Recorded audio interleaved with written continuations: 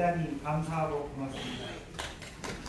이주천 원장님과 여러 대한애국당 관계자님들에게도 감사하고 고마운 말씀을 드리고자 합니다. 제주 4.3 사건은 남로당 중앙당이 지령하여 50 재헌의원 선거를 저지하기 위해 일으킨 폭동이고 반란입니다.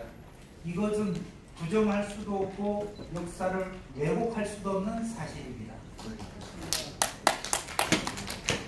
제주 4.3 사건 진상보고서는 2003년 12월 노무현 정부에서 발간되었습니다. 이 4.3 정부보고서는 노무현 정권이 시각이 그대로 되어있는 좌편향적 보고서가 만들어졌고 권력에 의해 탄생된 관제보고서입니다.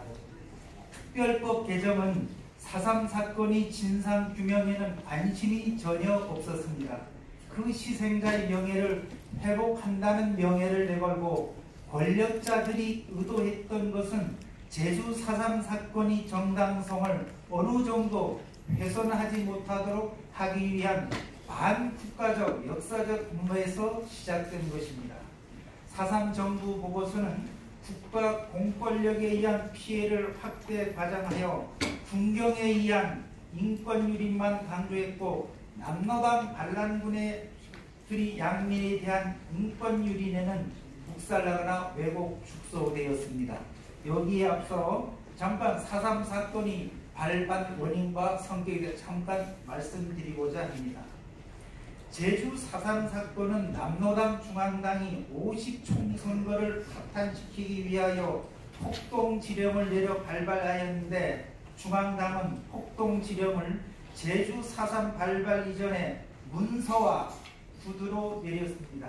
한 번은 올구를 통해 경비대에 최대한 동원하라는 등 3번이나 폭동 지령을 내렸습니다.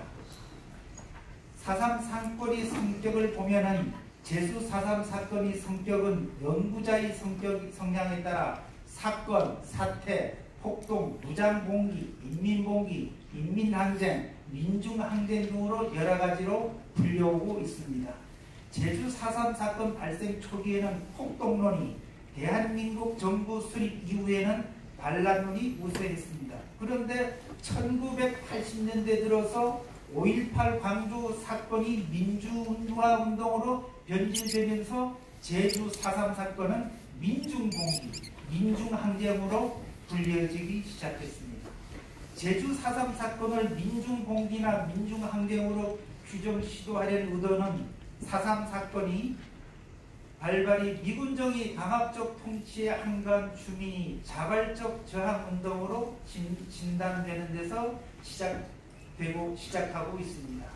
민중봉기라 하면 남로당 무장대 즉 인민해방군을 사전에 조직하여 군사작전을 하듯이 사건을 일으켰으므로 주민들이 자발적으로 탄압에 저항하여 봉기했다는 것은 바르지 않다고 저는 봅니다.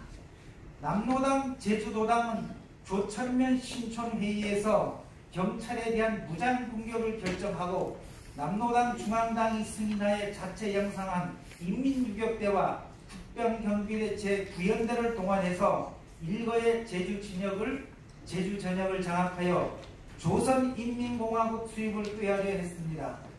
조선인민공화국 수립은 민주체제를 공산체제로 전환하려는 곳 체제 전복이 전제되므로 남로당 제주도당이 반란을 계획할 수가 있습니다. 남로당 반란군 측은 소위 인민해방군 이덕구 명의로 1948년 10월 24일 제주 신보사의 습세적 선전포고문 3,000매를 인쇄해서 대한민국 정부에 선전포고를 했습니다. 대한민국 정부가 수립됐음에도 불구하고 북한을 상징하는 인민공화국기가 제주 읍사무소 국기개헌대에서 2, 3일간 휘날렸습니다.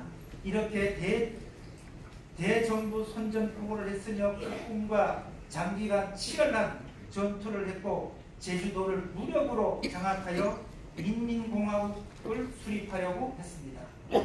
다음 제주 4.3 사건 진상보고서 작성 내용을 잠깐 살펴보면 보수 우파 인사들이 반대에도 불구하고 그 당시 집권 세력이었던 김대중, 노무현을 지지했던 진보 좌파적 인사들이 보고서 채택을 집행함으로써 출간되었습니다. 제주 4.3법 특별법은 김대중 대통령 재임 시에 2000년 1월 20일 법률 제6117호로 공포되었습니다. 제주 4.3 사건 진상보고 작성기획단장 임명 문제로 기로에 서고 있을 때 2000년 10월 국사편찬위원회 이상근 실장이 단장으로 내정되었음에도 불구하고 내정되었는데 이한동 국무총리로부터 임명 사인까지 받은 상태입니다. 이때 양조훈, 고이범은, 추미애 의원, 청와대 한강욱 비서실장을 움직여서 대한민국 총리가 서명한 내용을 번복해서 진보 초기 이대로 박원순 변호사를 기획단장으로 설정했습니다. 또 그 1949년 6월 7일 남로당 제주도당 인민해방군 2대 사령관인 이덕구를 사살하면서 그 이덕구의 호위병 양생골로부터 생파하는 과정에서 제주도 인민유격대 투쟁 보고서를 보수 측에서는 사료 중에 제일 가치가 높다. 이것을 사료집에 넣으려 하자 진보 측 발간을 맡은 김종민은 그 자료는 국가기관에서 수집한 자료가 아니어서 자료집에 넣을 수 없다고 강력히 반대하였다고 합니다. 다음은 제주 4.3 사건 내국과 날조에 대해서 잠깐 살펴보겠습니다. 4.3 정부 보고서를 통해 4.3 사건의 진설을 닦아내는 것보다 정치적 선동의 목적이 있습니다. 4.3 정부 보고서는 대한민국에 대한 증오심을 부추기는 남로당 선전지를 반불패하는 반역적 보고서가 되고 말았습니다. 그 4.3 정부 보고서 서문에 보면은 보건총리는 4.3 정부 보고서는 4.3 사건 전체에 대한 성격이나 역사적 평가를 내리지 않았습니다. 이는 후세 사가들이 목이라고 생각합니다라고 했는데 4.3 사건에 대한 성격 규명을 후세 사가에 넘겼습니다. 그러나 4.3 정부 보고서 말미에 보면은 경찰 서청의 탄압에 대한 저항성과 단성, 단정, 반대를 기치로 1948년 4월 3일 남로당, 제주도당 무장대가 무장공격 사건이라고 성격 규정을 내놓았습니다. 이것은 앞뒤가 맞지 않은 모순적인 4.3 정부 보고서를 만들어낸 것입니다. 또 제주 4.3 진상보고서 작성의 편향성을 보면은 4.3 정부 보고서가 대한민국의 정체성을 부정하는 것, 좌편향과 왜곡되는 작성되어 나가자 4.3 중앙위원회에 참여하고 있던 우파 인사들은 보고서 작성이나 위원회에 강력하게 반대하고 여기서 부동의 이사를 표시하고 사퇴해버리고 말았습니다. 또 4.3 정부 보고서에는 대한민국의 우파의 시각이 전혀 반영되지 않았고 제출된 수정된 의견들은 전부 묵살되었습니다. 다음 47년 3.1 사건이 왜곡입니다. 3.1년 식장이 발포 사건 때문에 4.3이 발발했던 주장은 좌익들이 억지 주장입니다. 이때 그 기마경찰 임명관 순경이 타고 있던 말에 누군가가 플래카드형 장대를 뽑아내어서 항문을 찔러대는 통에 말은 놀라서 김구 누구 어린아이가 길라 도랑에 굴러 떨어졌습니다. 남로당원들은 이 사건을 가지고 어린이를 발로 치워주겠다 하면서 선동했고 이 집회는 폭력화가 되었습니다. 이 북국민 앞에서 벌어진 3.1 기념식에는 전기가가 울려 퍼지고 여기서 반미 뽀라가 뿌려지고 이런 사건이 벌어지게 되었습니다. 이 3.1 발포는 당시 해방정국에서는 좌우익이 충돌하는 사건으로 서울에도 벌어졌고 부산에도 벌어졌고 이것은 제주도에서만 일어난 폭동만은 아닙니다. 다음 27 폭동지령입니다. 남조선 노동당이 내린 27 폭동지령은 제주 4.3 사건이 발단이 됩니다. 이때 남로당 제주도당이 거물급 간부들이 대거 경찰에 체포되면서 27 폭동은 좌절되고 말았습니다. 이 좌절된 연기된 폭동이 바로 제주 4.3 사건입니다. 다음 김인열 4.28 평화회담이 허구입니다. 이 허구는 김인열이 유고에서 주장한 말입니다. 김인열은 유고에 수많은 거짓말을 했음이 드러납니다. 김인열의 기고가 존재하고 있기 때문입니다. 김인열의 기고는 김달산 면담 1개월 후에 작성해서 언론에 기고하는 것입니다. 김인열은 4.3 사건에 대해 유고에는 반이 앞정이는 민주폭동으로 표현하지만 기고에서는 좌익 계열이 폭동이라고 규정하고 있습니다. 다음 오라리 사건입니다. 이 4.3 정부보고서는 협상을 하기 위하여 미 군정이 치밀하게 계획한 것을 경찰이 실현하여 오라리 사건을 왜곡 날조하여 만들었고 이 협상 파기 직전이 원인이 됐다고 기록하고 있습니다.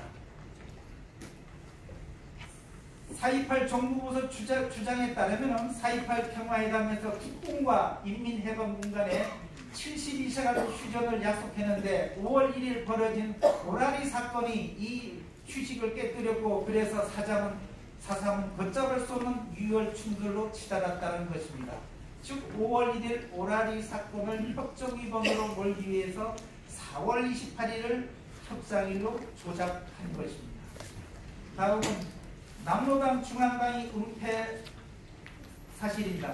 4.3 정부 보고서는 4.3 폭동에서 남로당 중앙당 지령이 없었다. 황당한 결론을 내렸지만은 4.3 폭동이 주최했던 인민해방군이 남긴 유일한 문서인 제주도 인민유협대 투쟁 보고에서는 남로당이 중앙당이 지령을 여러 곳에서 언급하고 있습니다. 다음 다랑시 사건이 날조입니다. 이 다랑시 부대 유해는 양민들이 아니라 그 당시 남로당, 제주도당, 부자, 면당 전투원들입니다. 그 여자들은 취사병이나 어린이는 취사병의 아들입니다. 다랑시 불은 남로당 부자 면당의 비밀 아치프로서 이들은 군경에 학살된 것이 아니라 진압 군인에 의해서 포위된 불 속에서 항복을 거부하다가 항전하다가 전사한 인민해방군들이었습니다. 다음 4.3 희생자 숫자 부필릭입니다.